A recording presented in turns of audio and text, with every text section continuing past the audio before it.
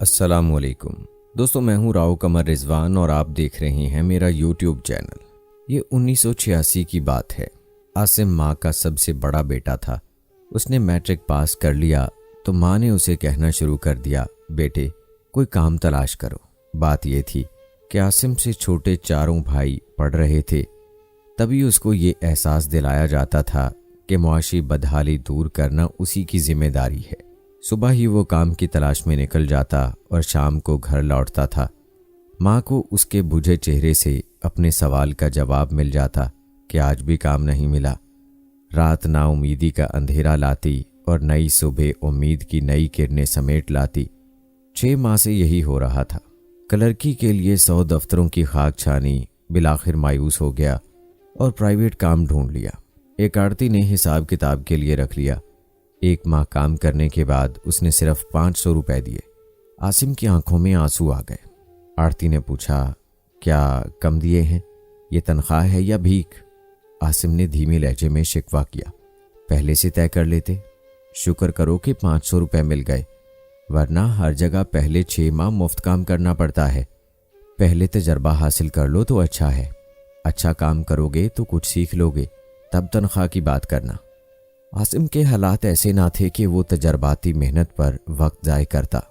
वो थक हार कर रह गया। आरती का काम छोड़ा तो कहीं चपड़ासी भी ना लग सका।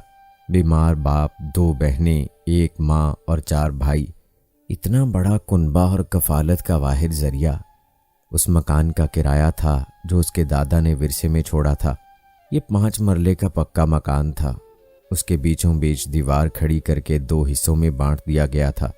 एक हिस्से में आसिम और उसके घर वाले रहते थे और दूसरे हिस्से में किराएदार। इस तरह गुजारा चल रहा था। इस बार जब मुल्तान से आसिम के मामा जी आए तो माँ रो पड़ी। भाई से कहने लगी कि तुम ही इसका कुछ करो। मैं तो दुआ कर कर के थक चुकी हूँ, मगर आसिम को कहीं नौकरी नहीं मिलती। क्या आसिम को किसी किस्म का हुनर आता है? मैट्रिक पास तो नौकरी तलाश करना मुश्किल है। आजकल चपड़ासी भी FA BA होते हैं। बेहतर है कि कोई टेक्निकल कोर्स कर ले तो मैं इसको सऊदी अरब भी भिजवाने का इंतज़ाम कर सकता हूँ। शर्त यह है कि इसे पहली 2 तनख्वाहें इस रिक्रूटिंग एजेंट को देनी होंगी जो इसको वहाँ भिजवाने और फिर काम दिलवाने का बंदोबस्त करेगा। अंधा क्या चाहे 2 आंखें। आसिम की माँ ने फौरन हामी भर ली। मामू ने भांजे के लिए कुछ रकम बहन को दी कि कोर्स के लिए किसी इदारे में दाखिला ले ले, रोजगार तो सही मिलेगा। बहन खुश हो गई।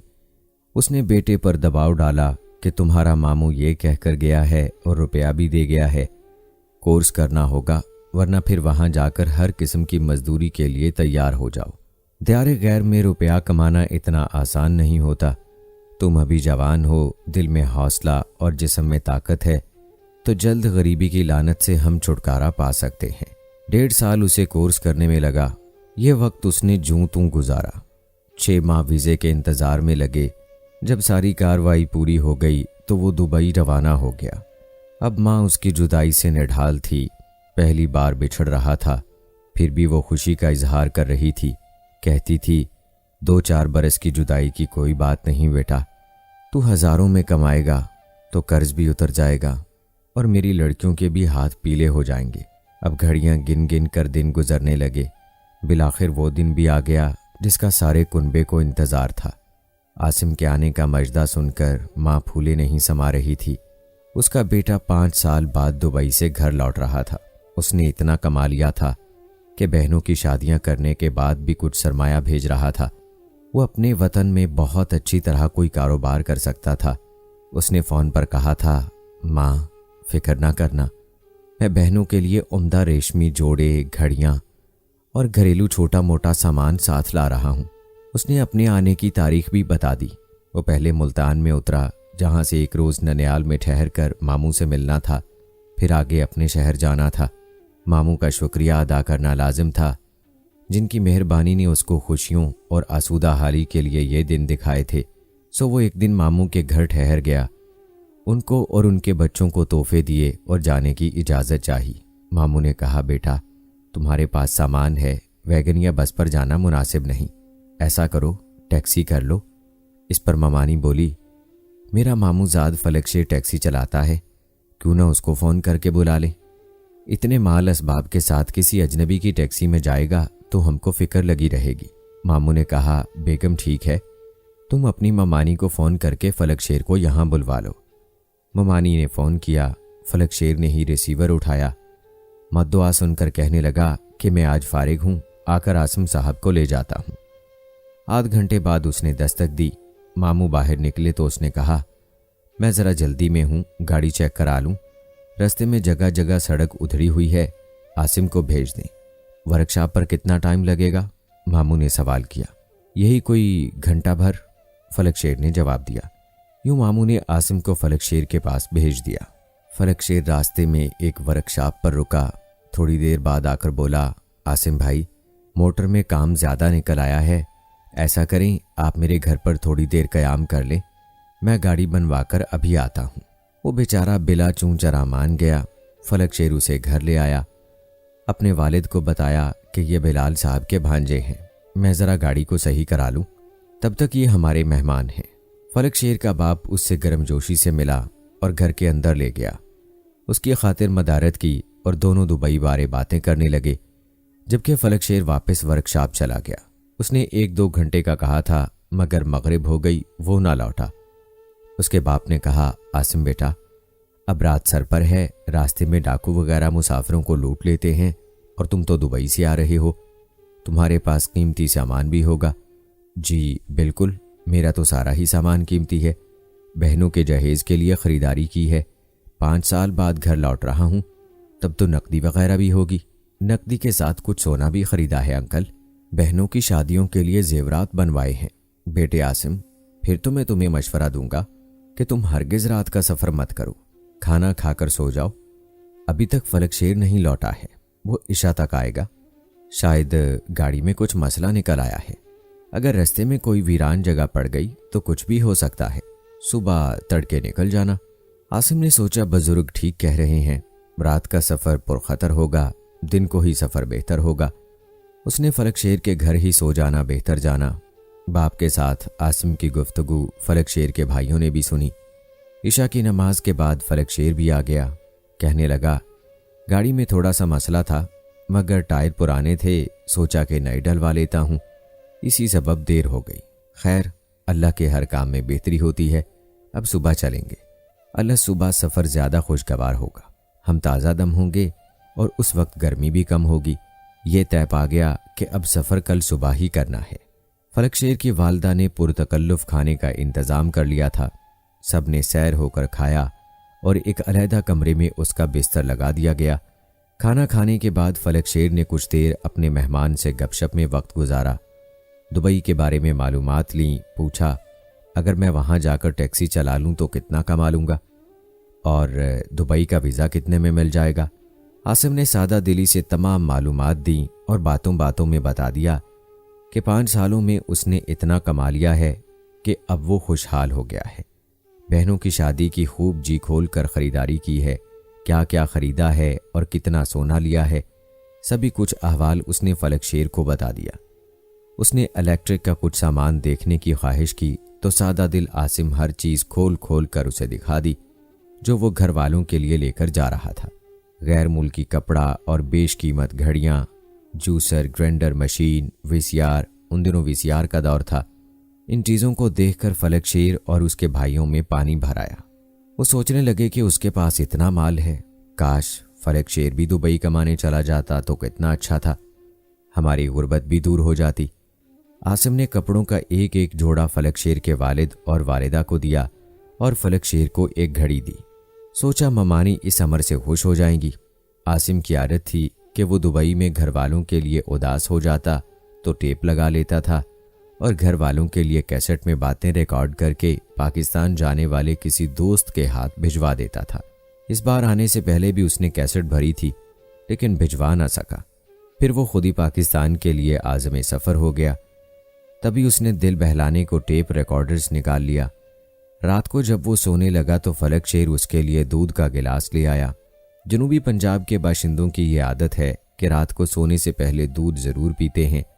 आसिम ने कहा, भाई मैंने खाना ज़्यादा खा लिया है इसलिए दूध रहने दो। यार ये क्या बात हुई, नौजवान आदमी हो, तुमने काफ़ी पहले खाना खाया था, अब रात के 12 बज रहे हैं, खाना तो कब का हजम हो गया है। अब दूध पी लो, नींद अच्छी आएगी, थकन भी उतर जाएगी। जब उसने इसरार किया तो आसिम ने उसके हाथ से दूध का गिलास लेकर पी लिया और सोने के लिए लेट गया। उसे क्या खबर थी कि ये लालची लोग उसके बारे क्या वहशतनाक मंसूबा बना रहे हैं। दूध में उन्होंने नशावर गोलियां मिला दी थीं। मेज़बान के जाते ही उसने टेप रिकॉर्डर में केसट लगा दी, बटन ऑन करके हल्की आवाज में उसे चला दिया। मगर नशा रफ्ता रफ्ता असर करने लगा था।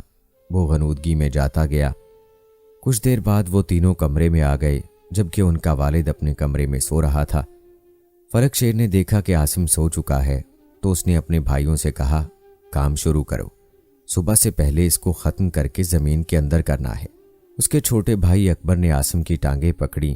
खुद वो छलांग लगाकर उसके ऊपर कूद बैठा और उसे दबोचकर दोनों बाजू मजबूती से काबू कर लिए और आसिम के मुंह पर तकिया रखकर उसका सांस बंद कर दिया। वो दम घुटने से तड़पने लगा तो उन्होंने उसे पूरी तरह चित कर डाला। ताहम उसके जोर लगाने से तकिया उसके मुंह से हट गया। वो अब पूरी तरह बेदार हो चुका था। चिल्लाने लगा, ये क्या कर रहे हो, क्या कर रहे हो तुम मेरे साथ। वो बस इतना ही बोल पाया था कि फलक शेर ने दोबारा तकिया उसके मुंह पर रखकर अपने घुटने से उसको दबाया और उसकी सांस को पूरी कुव्वत से बंद कर दिया। तभी फलक शेर की माँ आवाजें सुनकर कमरे में दाखिल हुई। यहां तो कमरे में अजीब ही मंजर था। उसके तीनों बेटे आसिम पर सवार थे और उसकी जान निकालने में लगे हुए थे।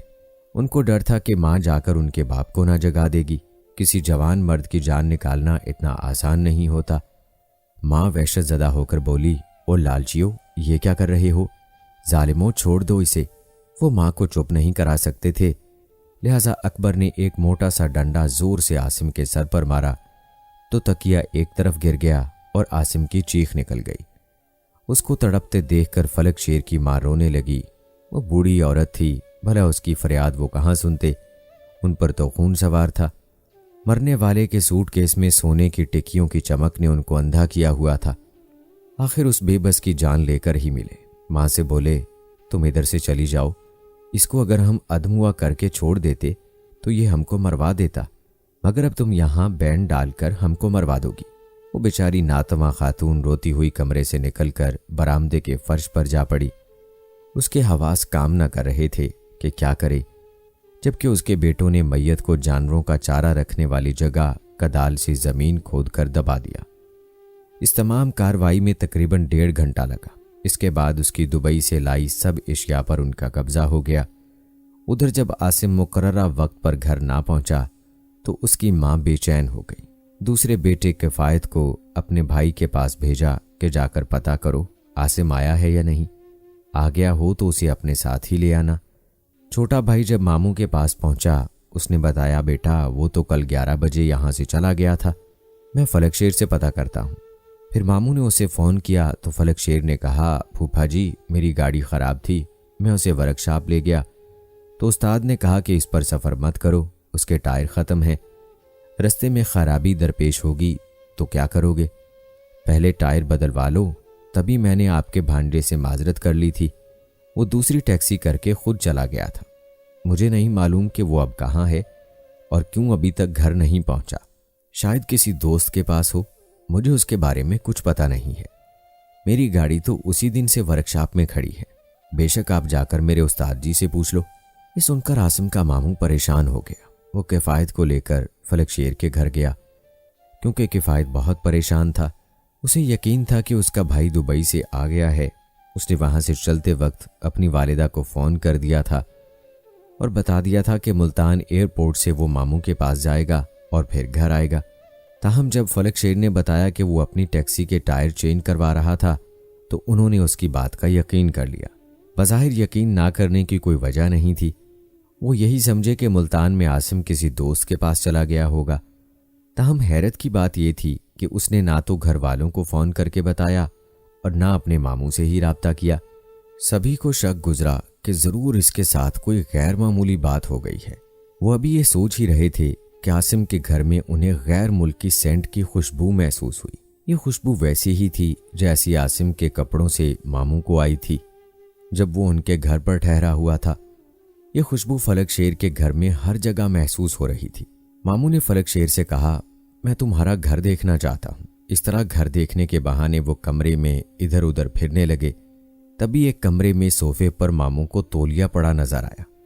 उसने तौलिया उठाया तो उसमें से भी तेज सेंट की खुशबू आई। उसे लगा कि यह तौलिया आसिम का है। वो उस वक्त उस कमरे में खड़ा था जहां पिछली रात को वकूआ हुआ था। जब मामू फलक शेर से बातें कर रहा था, किफायत की नजर कमरे में बिछे पलंग पर पड़ी। उसने देखा कि पलंग पर नई साफ सुथरी चादर बिछी हुई है, लेकिन तकिए मौजूद नहीं। वो पलंग की तरफ गया। उसे उसके नीचे एक नया टेप रिकॉर्डर रखा हुआ नजर आया। उसने उसे उठाकर देखा। उसमें कैसेट लगी हुई थी। किफायत ने कैसेट को निकाल लिया। उस पर आसिम का नाम लिखा हुआ था। उसने जल्दी से कैसेट जेब में रख ली और रिकॉर्डर को वापस उसी जगह रख दिया। फलक शेर और उसके भाई मामू से बातों में मशगूल थे। उन्होंने किफायत की तरफ तवज्जो ना की थी। घर आकर उसने सारा माजरा अम्मा और मामू से बयान किया। मामू ने भी गवाही दी कि उस कमरे में लगता था कि सेंट की शीशी खोली थी या किसी ने अपने कपड़ों में सेंट लगाया था, जिसकी खुशबू हवा में रची हुई थी। तभी मुझे शक हो गया। फिर उन्होंने कैसेट देखी और उसे टेप रिकॉर्डर पर लगा दिया। जो वो कैसेट सुनते जाते थे, घर वालों पर क़यामत गुजरती जाती थी। शुरू में तो आसिम की अपनी आवाज़ सुनाई दी, जो बातें उसने घर वालों के लिए भरी थीं, मगर बाद में टेप के कुछ हिस्से पर जो कुछ रिकॉर्ड हो गया था, उसको सुनकर तो जैसे उन पर क़यामत गुजरती जाती थी। वो यूं सकते में थे जैसे कोई भयानक ख्वाब देख रहे हों। किस्सा यूं था कि कत्ल होने से ज़रा पहले आसिम ने अपनी जेब से कैसेट निकालकर टेप रिकॉर्डर में लगाई। दरअसल वो मज़ीद रिकॉर्डिंग करना चाह रहा था। तभी फलक शेर दूध का गिलास लेकर कमरे में आ गया। उसके कदमों की आहट सुनकर आसिम ने टेप रिकॉर्डर को पलंग के नीचे रख दिया। फलक शेर के जाने के बाद उसने टेप रिकॉर्डर का बटन ऑन किया। जरा देर बाद उस पर नशावर दूध पीने से वनोदगी तारी होने लगी और वो बटन ऑफ किए बगैर सो गया। थोड़ी देर बाद तीनों भाई जब उसको मारने के इरादे से आए तो इस कार्रवाई के दौरान किसी का पांव तार से अटका, मगर वो अपने जालिमाना अमल में इस कदर महव थे कि उन्होंने तार का नोटिस नहीं लिया और उनकी नज़र पलंग के नीचे रखे टेप रिकॉर्डर पर भी नहीं गई, जिसका बटन ऑफ नहीं हुआ था। वो आसिम की लाश को ठिकाने लगाने की जल्दी में थे। कदाल से कोठी का कच्चा फर्श खोदकर उसे जमीन पर गाड़ जा कमरे में लेट गए। मामू और किफायत वो कैसेट लेकर थाने गए और कत्ल की FIR दर्ज हो गई। थाने में कैसेट सुनी गई तो सभी पर सख्ता तारी हो गया। आसिम की गुनूदगी में चले जाने के बाद भी थोड़ी देर तक कैसेट चलती रही थी। इस वारदात का थोड़ा सा हिस्सा रिकॉर्ड हो चुका था।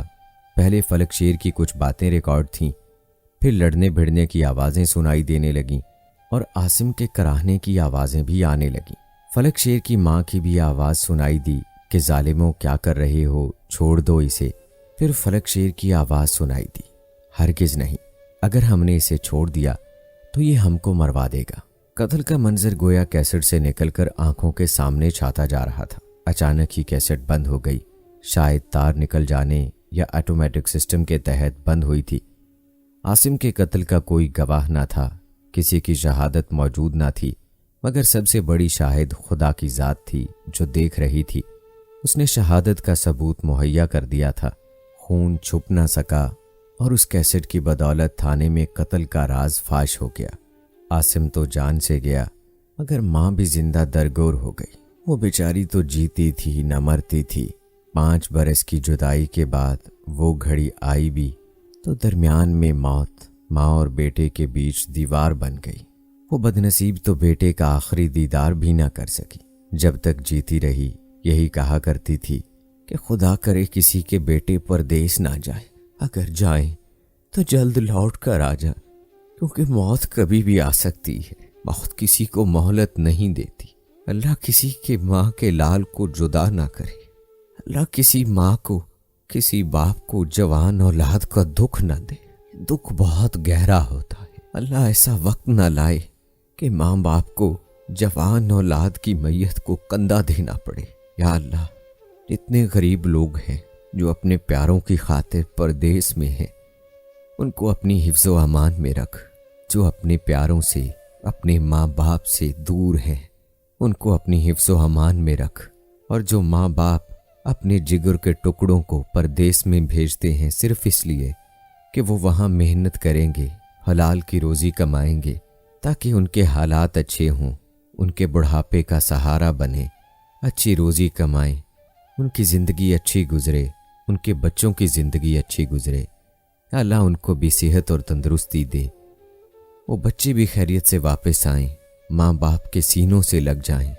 और ऐसे पत्थर दिल लोग जो लालच में आकर इस तरह से लोगों की ज़िंदगी को तबाह करते हैं, किसी की जान लेते हैं, या अल्लाह ऐसे लोगों को तबाह व बर्बाद कर दे। आमीन सुम्मा आमीन।